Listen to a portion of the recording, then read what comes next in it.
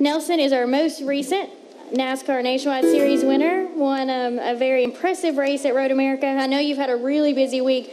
Recap a little bit about from your win on Saturday and going into this week, what it's been like. Well, good afternoon, everybody. Yeah, I mean, obviously it was a very special weekend for me. Since practice, everything went very well. Car felt good. The whole team was working well together. I think Trent and Chris, they got along very well, and they worked. I think they found a very special setup, and no, I think they did a good job. I mean, qualifying was one of those great laps. I was happy to beat the record of the lap of the track, and then into the race. I don't think it started off perfectly, but after I managed my way back up and managed the car, the brakes, the fuel, and just managed everything well to the end. I had had a blast. It was a great weekend, one of those perfect weekends. I think one of those I could have done in Rockingham, and I think I finally did it in Road America. Obviously, still going to find my oval big win. But yeah, after that, obviously, it was good to see all the fans around Victory Lane. All the obviously Road America is close to Canada, so you have a lot of French, Canadian people around, and so yeah, I had a bit of everything. Obviously, we had Grand Am racing the same weekend, so you had a bit of a mixture of public and fans. A bit of both NASCAR and a bit of the Grand Am public, which are quite a bit different. So that was great, and then the Brazilian media was very happy with it. Obviously, most of you heard that the race wasn't supposed to be live in Brazil, and after the pole, which qualifying was a few hours before the race, they decided to put the race live in Brazil on Fox. So that was great news, and and delivering a win for them was the perfect scenario. So everybody was very happy, and yeah, I think we had a bit of a busy week. Obviously, doing pretty much a lot of phone calls every day. It was radios here or Brazil or different places. And yeah, obviously got here yesterday night, and now focusing on Kentucky. Have you decided what you're going to do with your Harley Davidson yet? Haven't decided yet. I thought about a lot of things about giving it to my team, or I don't know. I haven't seen it yet. I haven't got it physically yet, so I think next week I'll probably decide what I'm going to do. All right, we'll go ahead and open it up for questioning. If you have a question. Okay, we'll start with Claire. Claire B. Lang, Sirius XM NASCAR Radio. With your dad having won so much in another series that wasn't part of NASCAR, what was his initial thought of you coming here, and have you sort of earned his respect now because you've been a big success and now have won a race? Well, at the same time that my father never followed me because he was always very busy with his company working, and obviously has a big family, 7 kids, so he cannot give attention only to one. Every time I was racing, he was not always around. I would say maybe 10% of my career he was there. And so in an indirect way, he was always obviously helping me, In the first year in England, which we finished 3rd in the championship, he tried to help us quite a bit. Was obviously he raced there 25 years before I did, but still there was a few little things here and there that he would like to try to help me with. But there was much more talking than there is now. Obviously when I decided to come over here, the only thing he said was, "Look, Nelson, I respect whatever you want to do, but I have no clue what NASCAR is. I've never been in America. Hardly. The only racetrack I've been there was Indianapolis, and so apart from the Long Beaches and the other races he won in F1 back in the 70s, 80s. But so he said, I'll always be here for you, always help you, but there's nothing I can do. You're on your own now, so you have to learn your own way and do your own thing." And obviously, he's always watching. He's always very nervous. He's not used to seeing a car that big, nearly 200 miles an hour around a track like this, and seeing cars flying around and hitting the walls and sparks fire, everything. And I think he's not used to seeing those kind of things. So obviously he gets a bit more nervous me racing here than when I was in Europe. But he's always supportive and as much as he can. Okay, Al. Go to Al. Nelson Al Pierce, Auto Week.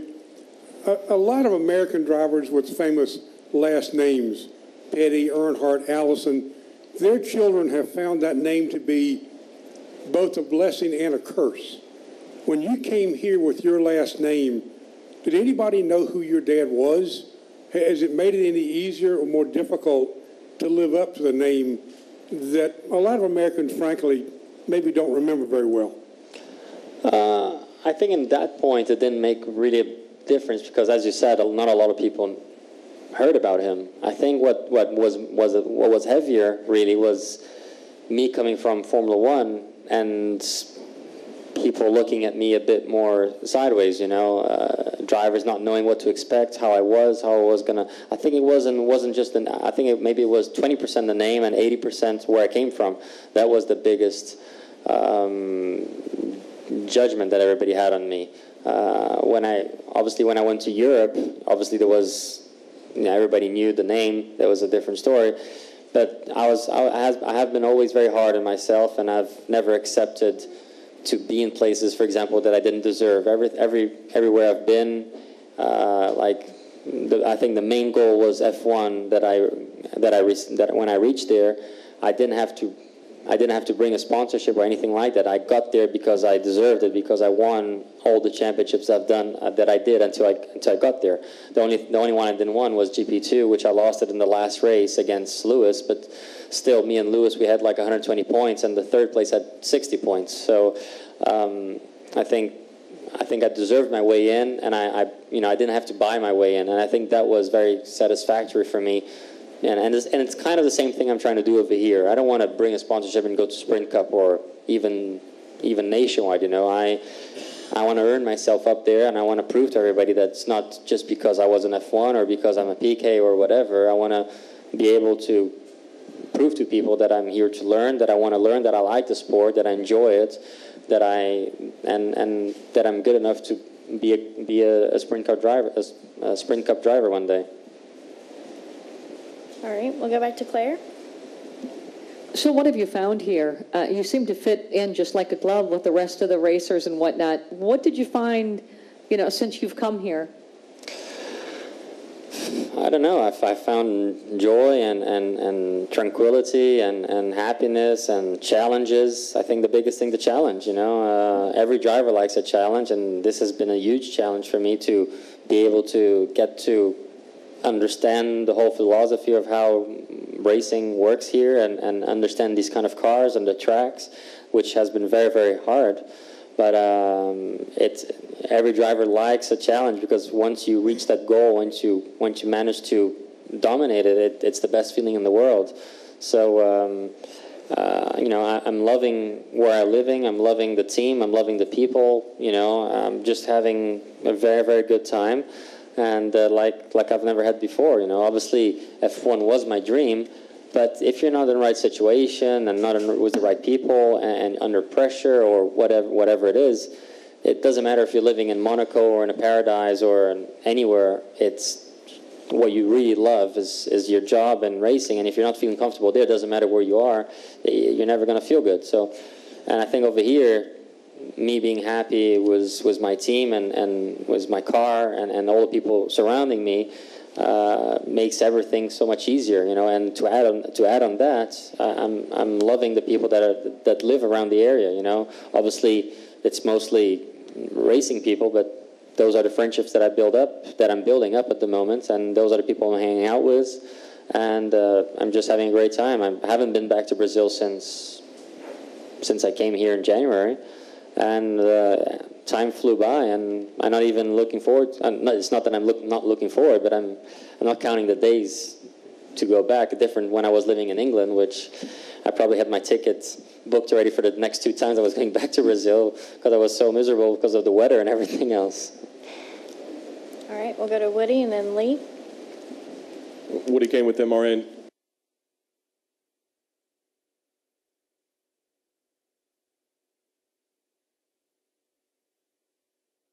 Can you tell us a little about practice today? You were very quick in both. Everything, but it's probably an extra bit of pressure that you want to win a truck race, that I need to get it. Obviously the big goal is the championship, so I'm not going to push myself in doing a mistake and trying to win a race just to win a race. We're here to win a championship.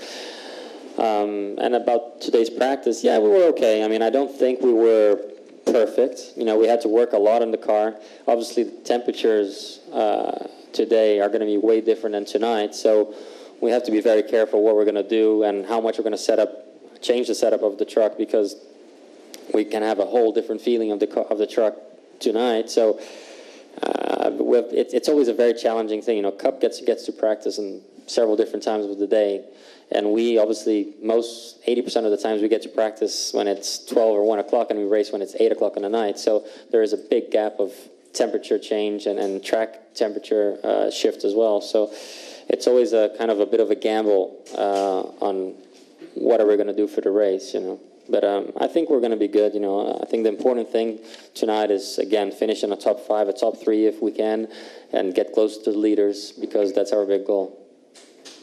All right, we'll go to Lee. Lee Spencer, Fox Sports. What are your future plans? Do you have other nationwide cars scheduled, or nationwide races scheduled? And, is it your hope to move there next season? And also, Kimi proved that you could come and play over here for a while and then go back to Formula One. You said ultimately that was your dream, but right now, is your concentration just to primarily stay in NASCAR? Yeah, it's a good point what you brought up of Kimi. I never expected that he would do that well. If you look at Michael, he spends sort of similar time out of the car, but for who follows, we all know that he's a much more dedicated, much more sports guy. We know that he has been, all these years, he has always been training, and probably in simulators most of the time, and to see how much he's struggling now, it shows that it's not easy. But I think even though Kimi did well, I don't think it's something that changed my mind or made me think twice about it. I think I'm happy enough where I am.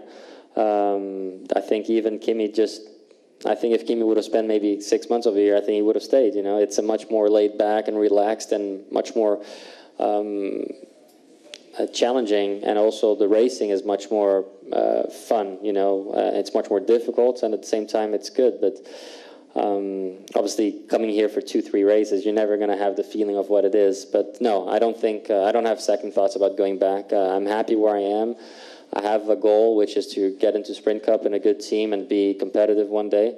So that's what I want to do. Do you have more nationwide races? Oh, sorry. Yes, we do have a few more races. Yes, a bit of both. Obviously, Watkins Glen would be the only one I could do, because Montreal were racing trucks the same weekend, and it's not 100% confirmed. Just there's a few things going on here and there after we won the race that have been changing. At first, I that I was going to do the two first road courses, but I think we did well enough in Road America. I think my goal is to learn as much as I can on ovals. So probably I'm going to try to focus as much as I can on oval and do a few more races on ovals and nationwide this year, up to 7 races maximum, just because I want to keep my rookie status for next year. Everything planning the way we want to, fighting for the championship at the end of the year, and next year running nationwide.